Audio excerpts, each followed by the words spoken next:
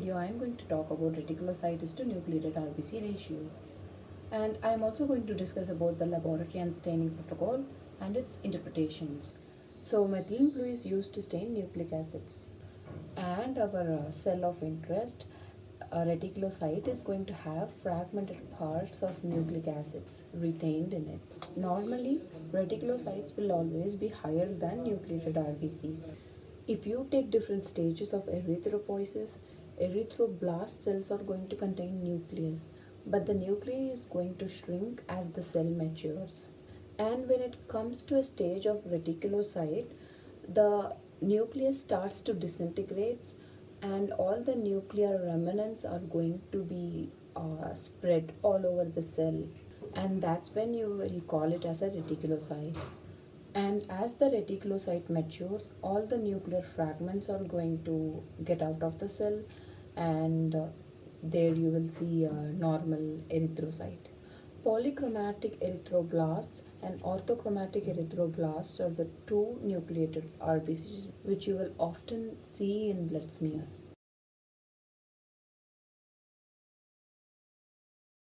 Finding one or two immature erythrocytes is fine, but if you see them in large number in blood smear, then it really concerns. Increase in number of immature erythrocytes indicates that there is some imbalance happening. Either it can be hemolysis or it can be hemorrhage. Performing a blood smear examination and estimating the number of reticulocytes and nucleated RBCs in the blood smear can help us a lot in diagnosing the condition. So there are two different methods in staining with methylene blue. In method number 1, you will make a thin blood smear and you will initially fix the blood smear in methanol for 3 to 5 seconds, and later on you will air dry it.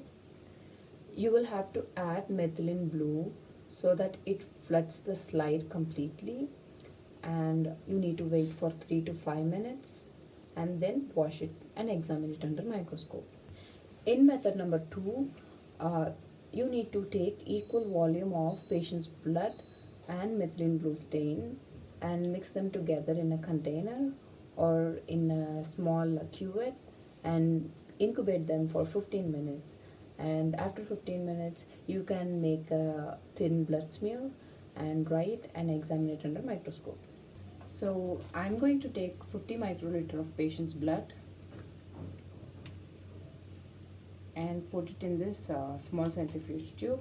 I'm going to take equal amount of methylene blue stain and add it to the patient's blood. Mix it properly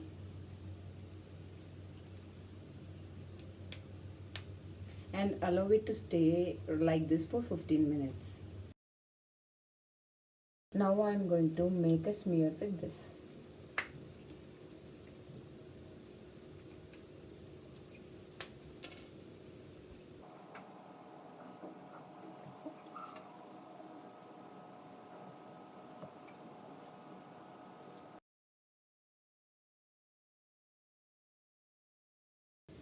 Under microscopy, you need to start counting 1000 cells. Among 1000 cells, you need to make a note of number of nucleated RBCs and reticulocytes you've seen in blood smear.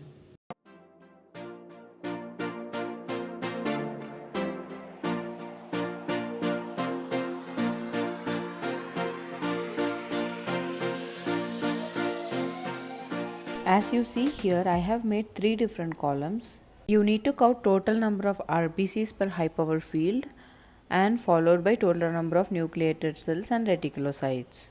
Start dividing total number of reticulocytes by total number of nucleated RBCs.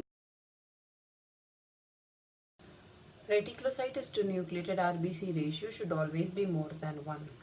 If the ratio is less than 1, then it means that total number of nucleated RBCs are higher than reticulocytes.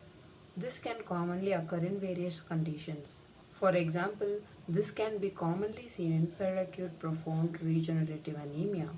It can also be found in lead poisoning, bone marrow injury in conditions like sepsis and endotoxemia, inherited dyserythropoiesis, altered splenic conditions, Bone marrow myelophthisis with extramedullary hematopoiesis. If you found it very informative, please let me know in the comments. Make sure you subscribe to my channel for more such videos. I'll see you in the next video. Till then, take care and bye.